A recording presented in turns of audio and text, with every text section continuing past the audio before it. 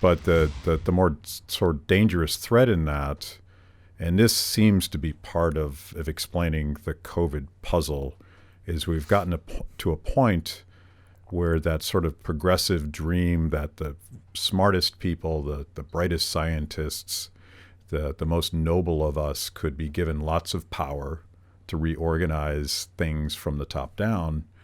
And there seemed to be from day one this pretense that somehow politics combined with science could keep us from never ever getting sick. Yeah, that's exactly right. And the pretense of knowledge, one of Hayek's famous articles. By the way, every time we quote Hayek, there's a drinking game that goes on in this show. So good, okay. so let's get some people drunk and really rank up the Hayek here. Yeah.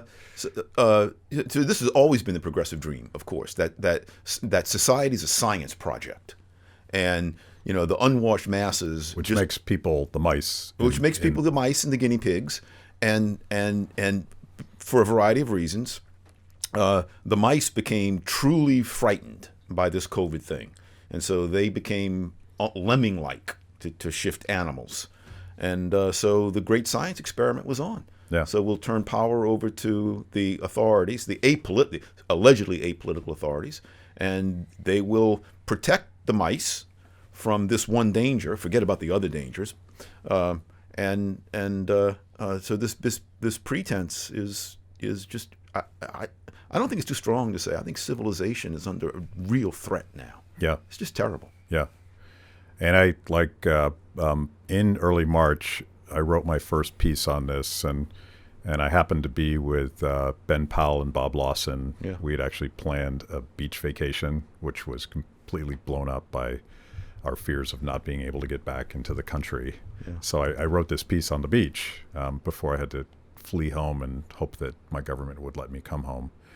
And I didn't know anything about the science of viruses, except my personal experience not freaking out in the past. But I remembered Bastiat, the seen and the unseen. And there's that particular passage in, I think, Economic Sophisms, where he talks about the mystery of how Paris is fed. Mm-hmm.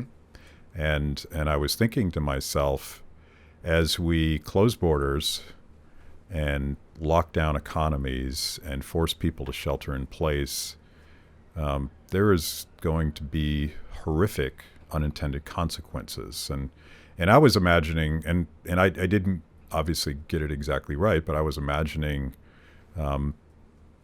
to Bastiat's point about Paris, I was imagining potentially shutting down the distribution network that got food to our tables.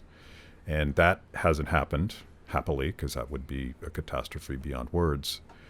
But all of these unintended consequences of focusing on one thing as opposed to all the other things, it's still something that seems to evade people that, the Karens that will scold us for not sheltering in place. Exactly. Look, I'm not so much surprised by the Karens who will scold us. I'm not surprised by a lot of the political class and their reaction to this because, as you know, they habitually ignore unseen consequences. They habitually ignore the reality of the necessity to make trade-offs. They habitually ignore the fact that people have different preferences, including risk preferences.